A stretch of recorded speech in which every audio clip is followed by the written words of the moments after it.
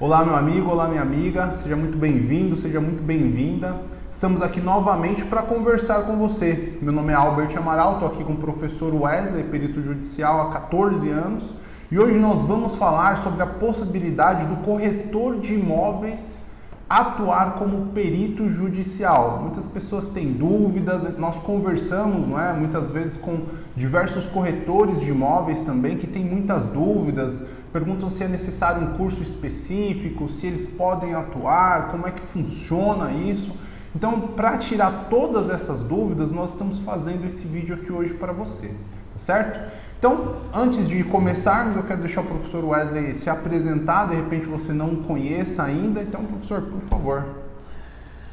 Olá, pessoal, tudo bem? Bom, mais uma vez agradeço a oportunidade de poder falar sobre perícia judicial, a área em que, como o Albert já disse, atuo há aproximadamente 14 anos e quero trazer um pouquinho dessa experiência, um pouquinho das informações que podem de repente ajudar você que está aí do outro lado, que é corretor de imóveis, para expandir um pouquinho mais o seu mercado, a sua área de atuação. Então vou falar um pouquinho, explicar um pouquinho como o corretor de imóveis pode se tornar perito judicial e com isso ampliar os seus ganhos, ampliar a sua atuação, sua área de trabalho. Perfeito. Professor, para começar, vamos dar início aí aos trabalhos, primeiro, de repente tem um corretor de imóveis, ou uma corretora que está nos assistindo pela primeira vez. E aí ele pegou esse vídeo ali na internet, nossa, o corretor de imóveis atuar como perito, como funciona isso? Então acho que de repente a gente pode começar mostrando ou apresentando essa área de atuação para as pessoas que não conhecem, porque eu acredito que deve haver um número considerável de pessoas de corretores, de corretoras que nunca ouviram falar sobre essa possibilidade. Perfeito. Bom, antes de mais nada é importante definir o que é perito judicial, Perfeito. Conceituar perícia judicial. E aí vale distinguir o perito judicial do perito criminal, porque há muito essa confusão. Sim, Quando se fala perito, a primeira imagem que vem à cabeça das pessoas é do perito criminal, que é aquele que a gente vê na rua, na viatura da polícia científica, da polícia técnico-científica. Aquele profissional é o perito criminal. Perito criminal é um profissional concursado, um profissional de carreira, funcionário público federal ou estadual, que faz perícias criminais, que está relacionado a perícias criminais. Perfeito. Então, o perito criminal, para ser perito criminal, é importante que, é necessário, na verdade, que você preste concurso e se habilite através do concurso. Tem, inclusive, lei específica que regulamenta a atividade do perito criminal. O perito judicial, que é o que nós vamos tratar aqui, não é um profissional concursado, é um profissional nomeado por um juiz. Nomeado. Então, a atividade de perito judicial está prevista no Código Civil, no Código de Processo Civil. Perfeito. E é uma atividade, o perito judicial é considerado um auxiliar da justiça. Então, é um profissional com uma formação específica, numa área qualquer do conhecimento, que vai oferecer o seu conhecimento, o seu serviço ao judiciário, para auxiliar o judiciário. Então, esse profissional ele não é concursado, ele vai se habilitar, vai se cadastrar no site do tribunal do seu estado. Perfeito. E ele vai ser nomeado por um juiz todas as vezes que dentro de um processo tiver uma discussão técnica ou uma questão técnica a ser elucidada, então, todas as vezes que o juiz, o que diz a legislação, que a todo momento, quando o juiz precisar esclarecer um ponto controvertido, que tenha necessidade de uma análise técnica ou científica, ele nomeará um perito judicial. Então, esse perito, por exemplo, no caso do corretor de imóveis, é muito comum, um dos exemplos clássicos, a necessidade da avaliação de um imóvel, da avaliação de mercado, de valor, perfeito. Valorar um imóvel, fazer uma avaliação mercadológica desse imóvel. E quem melhor do que o corretor de imóveis, que é aquele profissional que conhece o mercado de imóveis, que negocia, que intermedia, faz a intermediação de imóveis para valorar, para avaliar um imóvel, né? Então, é muito comum que o juiz nomeie um profissional desta área para avaliar, para dizer quanto custa, quanto vale aquele imóvel no mercado, para a partir daí poder decidir e emitir uma sentença, proferir uma sentença. Esse ponto é interessante, professor, porque acredito que algumas pessoas elas possam confundir a possibilidade do corretor atuar nessa área, porque muitas vezes ele pode se questionar, nossa, mas um corretor de imóveis não devia ser um engenheiro ou um arquiteto. Então acho que isso ajuda a esclarecer esse ponto. Ele vai trabalhar em cima do valor de mercado do imóvel, não tem nada a ver com a edificação. Importante isso, porque assim, essa pergunta ela é recorrente. Quem pode avaliar um imóvel? Um corretor, um engenheiro, um arquiteto, qual profissional, né? Bom, então os três podem avaliar um imóvel, né? O engenheiro e o arquiteto têm resolução específica do seu conselho de classe, dizendo que eles podem avaliar. E já o corretor de imóveis também pode avaliar um imóvel. O que acontece é que, para quem é corretor de imóveis, é um profissional com formação técnica. Formação técnica. Exato. Né? Perfeito. Hoje você já tem cursos superiores nesta área também. Interessante. Né? Mas a grande maioria dos profissionais ainda são profissionais com formação técnica. E esse profissional com formação técnica, caso você tenha formação técnica, não tenha formação superior, o Conselho Federal de Corretores de Imóveis preconiza que esse corretor faça um curso de avaliador de imóveis. É um curso livre, um curso rápido, não é? Tem várias escolas oferecendo esse curso aí no mercado, né? Esse curso pode ser feito até à distância, não precisa ser presencial.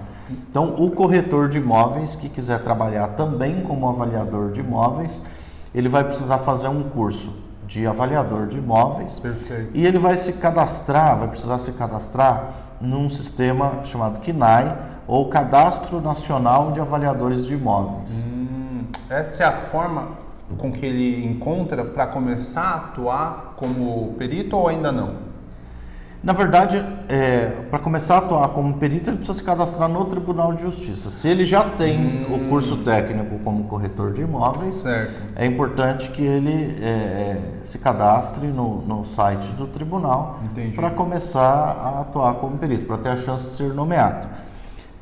Em paralelo a esse cadastro, junto com isso, eu aconselho que se faça um curso de avaliador de imóveis, que é o que vai te dar ferramentas específicas para avaliar imóveis. Essa era a questão.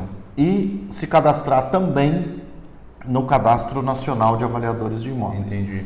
Então, o corretor de imóveis que estiver cadastrado no Cadastro Nacional de Avaliadores de Imóveis e no Tribunal de Justiça está apto para ser perito judicial, para fazer perícia judicial. Interessante. Né? Então, o caminho é fazer o curso técnico de corretor de imóveis, ou quem já tem o curso técnico, estar com o seu registro junto ao Conselho Regional em dia, né? É importante dizer isso, é importante estar em dia com o Conselho.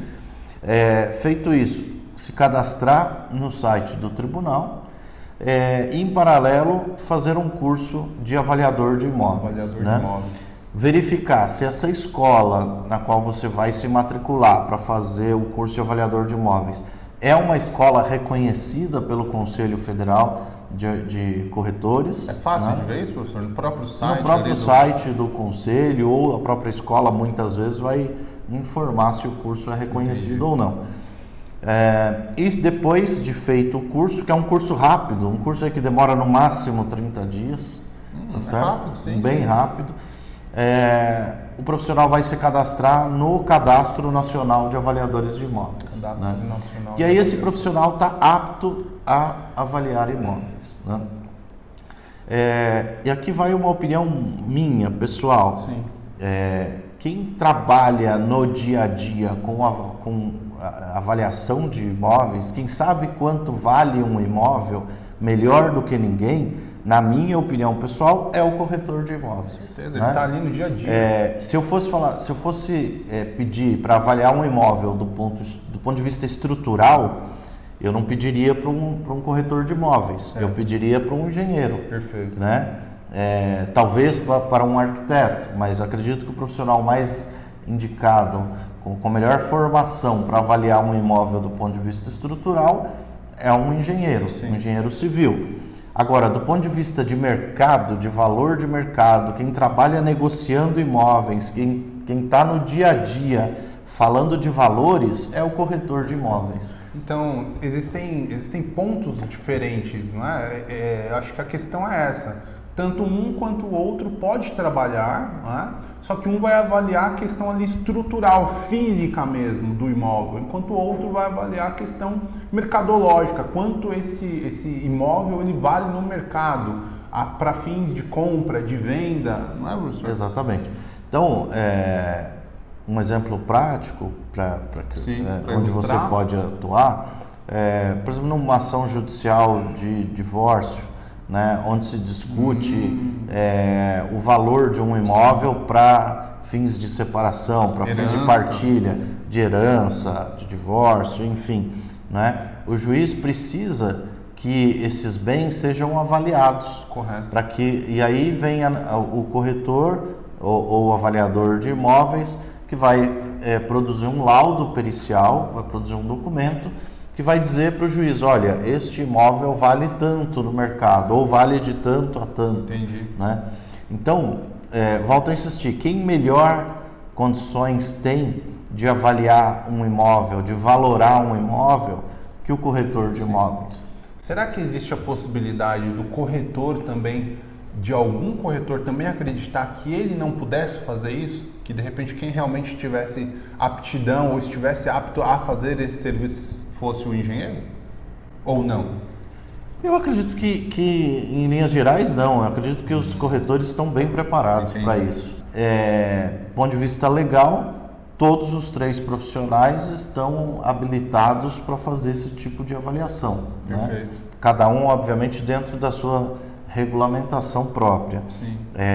Especificamente, o corretor de imóveis, existe uma resolução, que é a resolução 1066 do Conselho Federal de Corretores de Imóveis, que regulamenta a ação do corretor na avaliação de imóveis. Olha só que interessante. E é essa resolução 1066 que diz que é importante que o corretor tenha cadastro no Cadastro Nacional de Avaliação de Imóveis. Entendi. E para ter esse cadastro, ele tem que fazer um curso. É um curso livre, importante dizer isso, é um curso rápido de formação como avaliador de imóveis. Entendi. Então, sendo corretor e avaliador de imóveis, esse profissional pode ser perito judicial. Perfeito.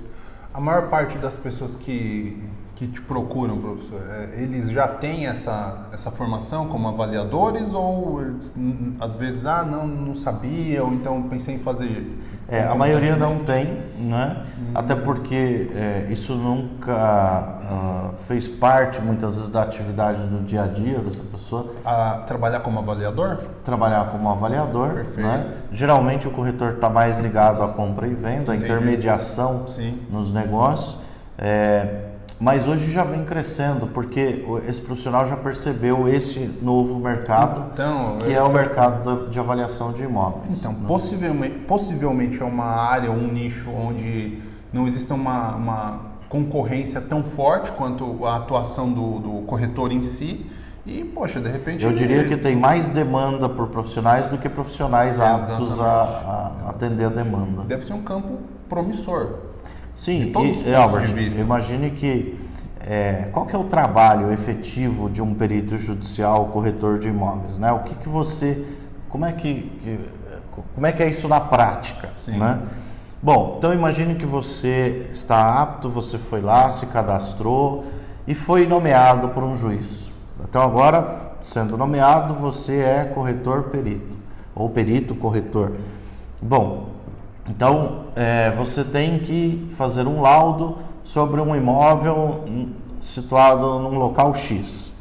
Bom, qual que é o seu trabalho? Você vai lá nesse imóvel pessoalmente, que é a diligência pericial. Sim. Você vai fotografar esse imóvel, você vai anotar todas as características desse imóvel, suas dimensões, se ele está conservado, seu estado de conservação, sua localização, o que tem no entorno desse imóvel, enfim, todas as características desse imóvel. Você vai trazer essas informações e vai constituir um documento chamado laudo pericial. Laudo pericial. Né? E esse laudo pericial vai ser apresentado ao juiz, certo. Vai ser apresentado dentro do processo.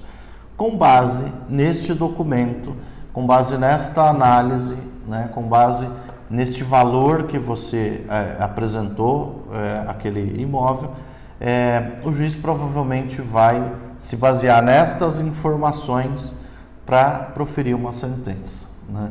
Então é importante. Importantíssimo. Né? Tem uma responsabilidade. E sem isso, o juiz muitas vezes não tem parâmetros para proferir uma sentença. Verdade. Então, Albert, é muito comum que muitos processos fiquem parados aguardando o laudo pericial. Nossa. Ou seja, enquanto o laudo não for juntado ao processo, sim, o juiz não dá continuidade àquele processo, aos trâmites daquele processo. E assim, professor, e essa informação de que o corretor pode trabalhar como perito, isso é uma coisa que é bem difundido? A categoria tem ciência disso ou é uma coisa que também, assim como a perícia em si, para uma grande parte das classes profissionais, é uma coisa que fica meio esquecida, não é falado, parece que tem um nicho ali que meio que segrega aquela informação? Como funciona isso, pelo seu ponto de vista? Olha, por incrível que pareça, os profissionais que atuam como corretores de imóveis até têm bastante informação sobre perícia. O próprio Conselho Regional, aqui em São Paulo, por exemplo, de corretores de imóveis, está o tempo todo abordando esse assunto. Né? Então já é uma coisa mais difundida. Sim, assim. Legal. Mas ainda assim há uma carência muito grande de profissionais que se habilitam para atuar como peritos judiciais, mesmo com toda essa divulgação. Por que, professor? Porque muitas vezes, eu acredito que por falta de informação, ainda que parece um contrassenso, eu disse que há muita divulgação, mas nem sempre a informação chega da maneira adequada, nem sempre a informação é compreendida. Entendi. Né? Então, ainda há, por parte dos profissionais, o medo, muitas vezes, de ir lá se cadastrar no judiciário, de atuar como perito, por muitas vezes não entender que é mais simples do que parece. Eu estava pensando exatamente nisso, porque quando se fala, trabalhar para a justiça, você vai auxiliar ali o juiz, nossa, você vai trabalhar como perito, parece que é uma coisa assim que você fala, nossa, mas o que eu vou precisar fazer uma faculdade, ou então o processo vai ser tão complicado, tão moroso, que eu não vou nem tentar. Ou muitos me perguntam, mas nossa, eu achei que precisava ter formação em direito, exatamente, ser advogado. Exatamente. Né? Não. Você vai aplicar o seu conhecimento, o conhecimento da sua área. O que a pessoa já faz no dia a dia. O que ela já faz, ela só vai transportar isso para um documento chamado laudo pericial. Perfeito. Então, o conhecimento que você vai aplicar durante a perícia é o conhecimento que você já tem. É sobre aquilo que você já faz todos os dias. Né? Então, muitas vezes o que eu acho que falta, Albert, os profissionais entenderem que é simples assim. Entendi. Né? E aí se habilitarem, se disponibilizarem a prestar serviço para o judiciário. Então, acho que daí a gente parte por um outro ponto. Então, para quem está assistindo, de repente, pode pensar, então entendi, legal, então estou percebendo que não é tão complicado como eu achei que fosse. E daqui para frente, professor, esse processo, não é? Vamos supor, ela vai lá e se cadastra, ou, quer dizer, de repente ela nem sabe como se cadastrar, ou, enfim, ela precisa de um curso para esse fim também, ou não? Ou é obrigatório, não é? Como é isso? Tá. Na verdade, o pré-requisito para você ser perito judicial é a sua formação técnica ou superior. No caso dos corretores, é a formação técnica, mais o curso de avaliador de imóveis, estar em dia com o conselho. Perfeito.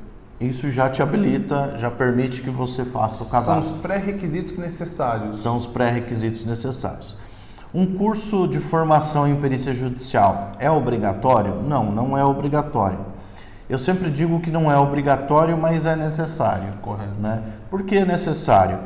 Porque muitas vezes o profissional das mais diversas áreas não aprendeu na sua formação de base como realizar uma perícia, como produzir um laudo pericial, Sim. como peticionar para um juiz, como que começar pelo cadastro. Muitas vezes esse profissional precisa de auxílio para fazer o próprio cadastro no Tribunal de Justiça, que tem muitas vezes alguns detalhes que fazem toda a diferença. Isso foi legal você tocar, professor, porque algumas pessoas relatam, mas eu já fiz o cadastro e nunca fui chamado, isso aí eu acho que é mentira, isso aí é conversa, faz 2 anos que eu fiz. Então esses pontos também contam na hora dele ser nomeado. Interessante que eu já atendi algumas pessoas que vieram com esse relato de que já fez o cadastro e nunca foi nomeado e tal.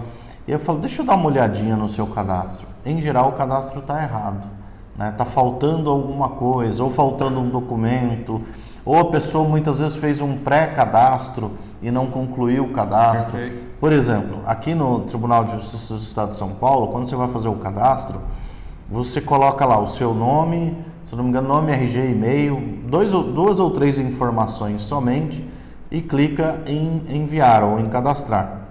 Não significa que você está cadastrado. Significa que você vai receber um e-mail, você vai ter que confirmar esse e-mail e depois iniciar o cadastro propriamente dito. É um e-mail de confirmação. Exatamente. Que daí vai dar início ao processo de cadastro. E muita gente, por exemplo, para ali, acha, já me cadastrei. Não, imagina. E mesmo depois no cadastro, tem alguns detalhes que impactam, que influenciam na sua chance de ser nomeado. Né? Na verdade, existem uma série de detalhes, um passo a passo, que na verdade não é difícil. Só que se não existe alguém que já conhece, que está por dentro do processo para de repente te guiar, aí eu acho que está o ponto, não é, professor? Exatamente. Né? E são detalhes às vezes até bobos, mas que impactam de forma positiva ou negativa. Exatamente. Vou dar um exemplo. Que foto você vai colocar no cadastro? Coisa simples, aparentemente. Poxa, a gente está falando do judiciário, a gente está falando de um local mais formal. Eu vejo pessoas, Albert, que colocam a foto lá no cadastro na praia, né? Nossa. Ela recorta o rosto de uma foto que está na praia. Perfeito. Parece o guarda-sol. O guarda-sol lá de fundo. Nossa. Então, é incompatível, né? Essa é a imagem com a qual você vai se apresentar, que vai aparecer para os juízes, vai aparecer para quem for lá na consulta pública.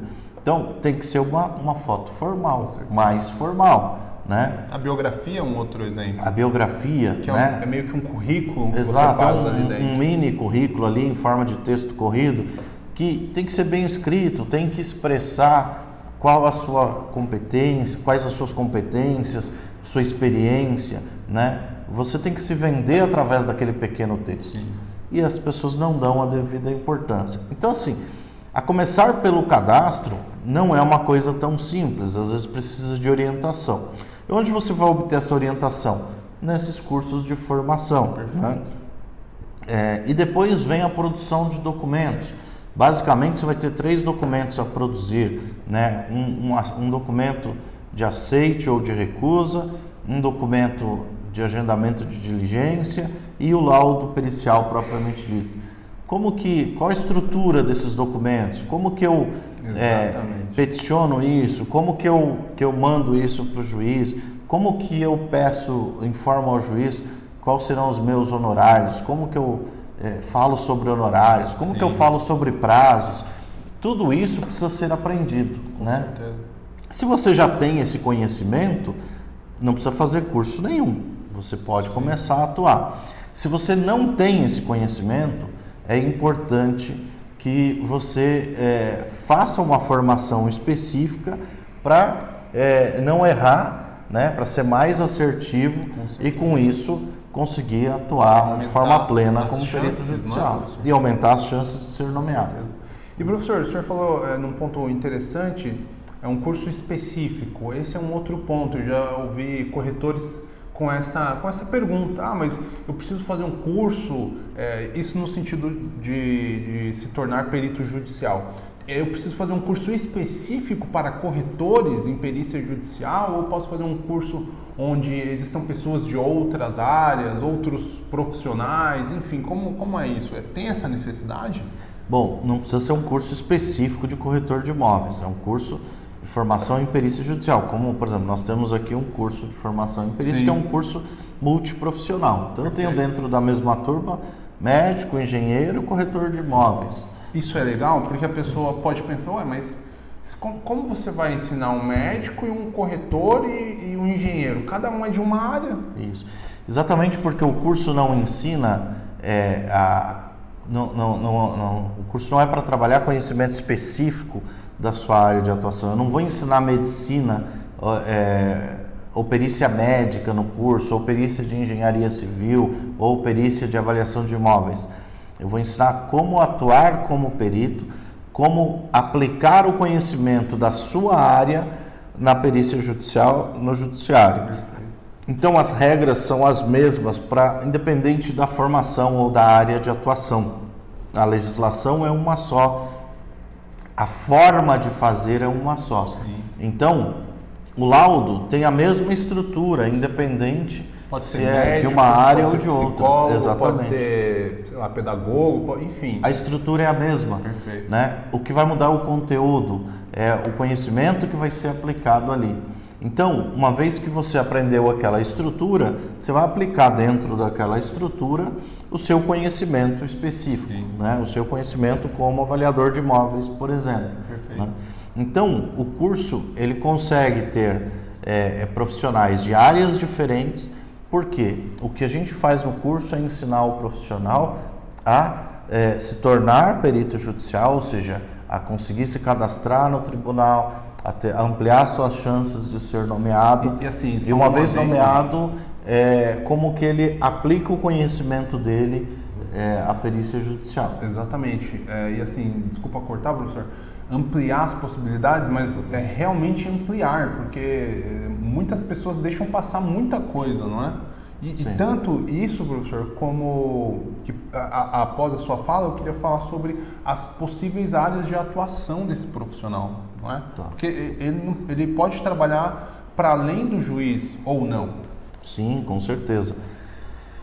Bom, realmente a gente tenta trabalhar aqui no curso a ampliação das chances do profissional ser nomeado com dicas, com macetes, já com experiências que vão contribuir para esse profissional encurtar o caminho dele, né? Não ter que passar pelas mesmas dificuldades que nós já passamos, e com isso houve um aprendizado, e esse aprendizado hoje ele canalizado para que o aluno, para oferecer ao aluno informações para que ele tenha mais chances no mercado. A sua outra pergunta? Então, por exemplo, para outros profissionais, vou pegar o meu caso. As áreas de atuação? Isso, a psicologia eu posso trabalhar tanto para o juiz quanto como assistente técnico, como também para as câmaras arbitrais, como consultor, enfim. Isso funciona também para o corretor de imóveis? Mesma coisa.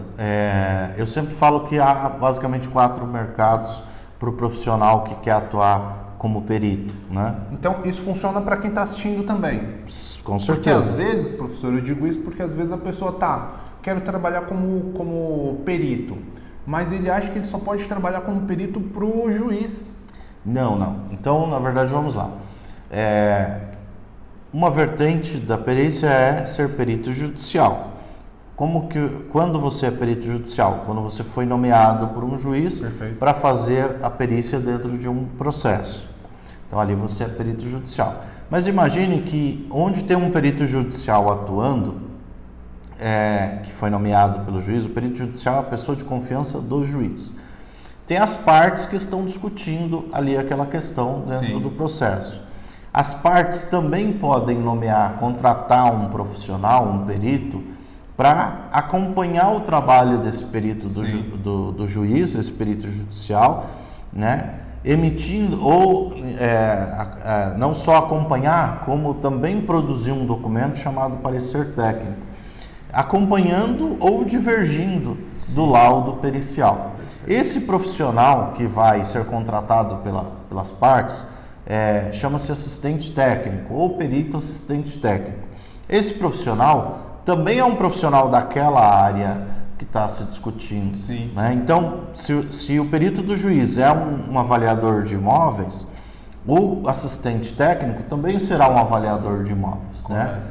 E, então, ou seja, já temos aí duas frentes de trabalho. Você pode atuar como perito do juiz ou você pode ser contratado pelas partes como assistente técnico para acompanhar a perícia do perito judicial. Pelas partes, quando o senhor diz, geralmente é pelo advogado da outra pessoa. Geralmente o advogado que faz essa contratação em nome do seu cliente. Perfeito. Né? Terceira área de atuação são as câmaras arbitrais. São empresas privadas. Pessoal, nossa, câmaras arbitrais, o que nossa, enfim, não é? Pois é, a câmara arbitral é uma empresa privada que geralmente faz mediação e arbitragem, ou seja, é uma instituição onde tem lá um mediador ou um juiz arbitral, né? E as pessoas levam as suas demandas para essas câmaras para não ir para a justiça pública, para muitas vezes não enfrentar o tempo, a morosidade muitas vezes da justiça. Então, se é uma situação em que há a possibilidade das duas partes chegarem a um acordo, né, discutirem e chegarem a um acordo mediado por um árbitro, né, ou por um juiz arbitral, isso pode ser feito numa instituição privada chamada Câmara Arbitral. Só que muitas vezes, por exemplo, se a discussão é relativa a um imóvel, né, e esse imóvel precisa ser valorado, aí entra também a atuação de um perito.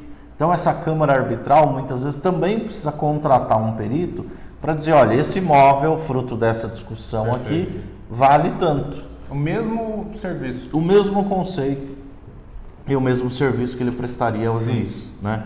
Então, a Câmara Arbitral também é um mercado. Olha só. E o quarto é a consultoria especializada, como perito. Né? Muda muito, Albert, você se apresentar como perito ou você se apresentar somente como avaliador, ou somente como psicólogo, ou somente como médico, ou somente... Não, quando você coloca a palavra perito na frente, parece que as pessoas aceitam melhor, tem valorizam de maneira diferente. Então, a consultoria especializada é um mercado interessante e dá essa consultoria inclusive para os escritórios de advocacia. Né? Olha, prospectar escritórios de advocacia. Explica isso melhor para quem está escutando, para quem está assistindo, porque até então a pessoa tinha informação de que podia trabalhar para o juiz. Como é isso, prospectar escritório de advocacia? Imagina quantos escritórios de advocacia nesse momento têm processos relativos a imóveis, a discussões de partilha, de divisão de bens. Sim, né? Com certeza. E que precisam de um parecer técnico de um profissional avaliador de imóveis. Até, quer dizer, o advogado ele não tem essa formação, nem o juiz, por isso que eles precisam. Exatamente. Né? Então ele precisa recorrer a um profissional com formação específica, com experiência nesta área, para emitir um parecer. Né? Então é um potencial cliente do avaliador de imóveis, do perito avaliador de imóveis, dos escritórios de advocacia. Então, assim, o mercado é muito amplo, é bem abrangente. Olha só que interessante. Então, para você que de repente começou a assistir esse vídeo porque queria saber um pouquinho mais, olha só a quantidade de alternativas, de possibilidades que você tem na mão agora, não é? Basta saber aproveitar. E, professor, agora um outro ponto que eu acredito que seja relevante para quem está nos assistindo. Quanto ganha? Como é isso? Trabalha por mês?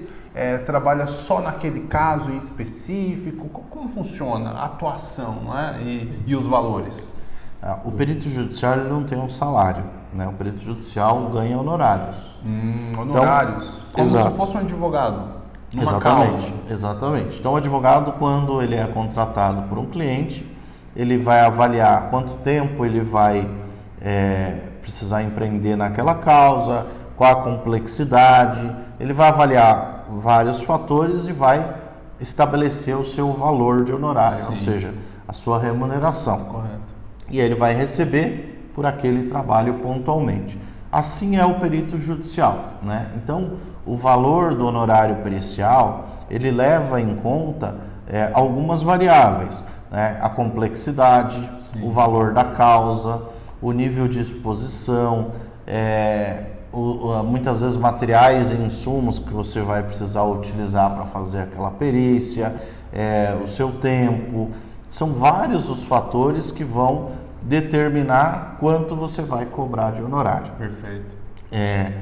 Eu vou dar uma referência, não existe uma tabela, não existe um valor fixo, mas hoje, por exemplo, em média, para um profissional emitir um parecer técnico, né, vai aí de 2 a 5 mil reais um parecer. Parecer. Claro que esse valor vai sofrer variação de acordo com a complexidade, né? Estou falando de uma coisa simples. Perfeito, uma média. Né? Uma média. Então, por isso que eu falo, hoje um perito judicial ou um perito assistente técnico atuante no mercado, Robert, que trabalhe, que leve isso como uma atividade séria, que prospecte, que faça o passo a passo, sim, com certeza. Ele consegue ter uma remuneração entre 5 a 15 mil reais por mês de honorários. Olha só que interessante. Esse é mais ou menos o quanto ganha um perito. E isso é interessante, professor, porque ele não fica preso a essa atividade especificamente. Vamos pegar o exemplo do corretor de imóveis. Será que ele conseguiria fazer isso que o senhor falou, atuar seriamente como perito e ainda assim continuar fazendo o trabalho dele? Sem dúvida. Isso é bem interessante, porque você consegue associar a atividade de perito judicial à sua atividade principal. Perfeito. A atividade de perito judicial pode ser uma atividade, num primeiro momento, secundária, né? Não ser a sua atividade principal. É para aprender. Exato. Né? Eu Sentir. sempre brinco que ela se tornará depois a sua atividade principal, é inevitável. Mas, num primeiro momento, ela pode ser uma atividade secundária. Certo. Por quê? Porque você, quando for nomeado, quando você for fazer a perícia, quem vai determinar, quem vai agendar o dia, o horário, o local da perícia é o perito. Quer dizer, então a pessoa, você de repente, se você se tornar perito ou perita, você vai ter essa liberdade de, quer dizer, a pessoa vai ter a liberdade de agendar, bom, na segunda eu não posso, mas acredito que na terça, nesse horário eu consigo. Isso. Então vou agendar para esse dia e esse horário. É exatamente isso. Você vai construir a sua agenda de trabalho. E você pode fazer essa agenda dentro dos seus horários disponíveis, dentro dos seus horários de folga, por exemplo. Né? Então, é muito comum quem tem atividade pericial como uma segunda atividade, faz isso nos seus horários de folga, nos seus dias de folga. Poxa, né? Isso é bacana. possível. Atividade pericial, eu diria que permite a você ter qualidade de vida, fazer escolhas, né? Ter mais liberdade para trabalhar, liberdade para fazer as suas coisas pessoais. Por quê? Você, por exemplo, eu faço os meus laudos periciais à noite. À noite? Né? Então eu gosto do período noturno, porque eu estou mais sossegado, mais tranquilo. Então eu não preciso me preocupar. Nossa, eu hoje vou ter que fazer laudo. Não, chego à noite em casa, pego ali uma horinha todos os dias só para escrever, né? E é o suficiente. Uma hora? Uma hora por dia é o suficiente para você conseguir trabalhar. Isso, assim como a gente acabou de falar, você pode escolher também o local da onde você quer trabalhar, vamos supor. Então, você foi lá, fez a sua perícia, a sua diligência, avaliou o imóvel, você voltou com aquela informação.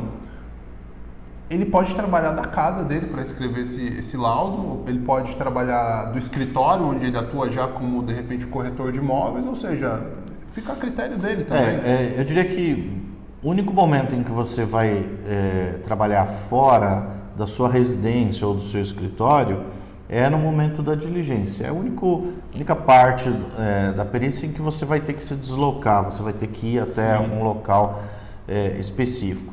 Fora disso, todo o trabalho é feito no seu local de escolha, seja na sua residência. Então, por exemplo, é perfeitamente possível que o perito judicial trabalhe de casa, né? Que ele faça home office, ele não precisa nem necessariamente ter um escritório, um local de trabalho. Entendi. Basta que ele tenha um computador em casa com internet, ele vai conseguir trabalhar tranquilamente, né? Então, você pode trabalhar da sua casa, você pode trabalhar do seu escritório, você pode trabalhar de um cowork, né? Hoje em dia está muito na moda os coworks, né? Que são os escritórios compartilhados. Mas a princípio, por exemplo, no início, muita gente trabalha de casa. Então, nos dias de folga, nos momentos de folga, atuam como perito judicial sem precisar sair de casa. Que interessante para você que está nos assistindo. E, professor, me ocorreu agora o seguinte, como, por exemplo, eu recebi uma nomeação da Justiça Federal. Eu acho que isso até entra como mais possibilidades, vai ampliar mais ainda a possibilidade de atuação para você. O corretor de imóveis, ele pode trabalhar para a Justiça Estadual, mas ele poderia também trabalhar para a Justiça Federal? Ou não? Na Justiça Federal, há algumas limitações de categorias profissionais, né? A princípio, há a atividade para o perito judicial, para o corretor de imóveis como perito judicial na Justiça Estadual. Né? Legal. Eu digo isso porque pode ser que raramente existam situações na Justiça Federal, mas não é comum. Perfeito. Né? A nomeação se dá para um corretor de imóveis, para um avaliador de imóveis, principalmente na Justiça Estadual. Entendi, professor. Maravilha. Bacana saber, não é? E acho que é basicamente isso. Não sei, teria mais alguma informação que de repente fosse interessante passar, algum detalhe, enfim. Eu acho importante para você que está aí nos assistindo, você que é corretor de imóveis, que quer atuar como perito judicial, se apropriar do texto da Resolução 1066 do Conselho Federal de Corretores de Imóveis, né? Saber que sim, você pode atuar como perito judicial avaliador de imóveis. Esse é um mercado muito grande, tem uma carência enorme de profissionais. Sim, com certeza. Então, quem tiver mais interesse, eu vou deixar, acho que vai estar aqui embaixo, né? Um contato, um link para obter mais informações. Me coloco à disposição para quem tiver interesse em saber um pouco mais. Nós temos também um grupo de Telegram. Verdade. Eu vou deixar o link para quem quiser participar do grupo de Telegram e lá eu respondo a todas as dúvidas. Quem quiser me fazer mais perguntas, tiver alguma dúvida que não foi tratado aqui, estou à disposição lá também através do grupo de Telegram. Perfeito. Bom, acho que basicamente é isso, né? Realmente esperamos que você tenha aproveitado esse conteúdo, essa conversa aqui, que foi específica hoje para corretores e corretoras de imóveis. Acho que então é isso, né, professor? Agradeço aí a sua audiência e espero você no próximo vídeo, na próxima conversa. Um abraço, até a próxima, Até pessoal. mais.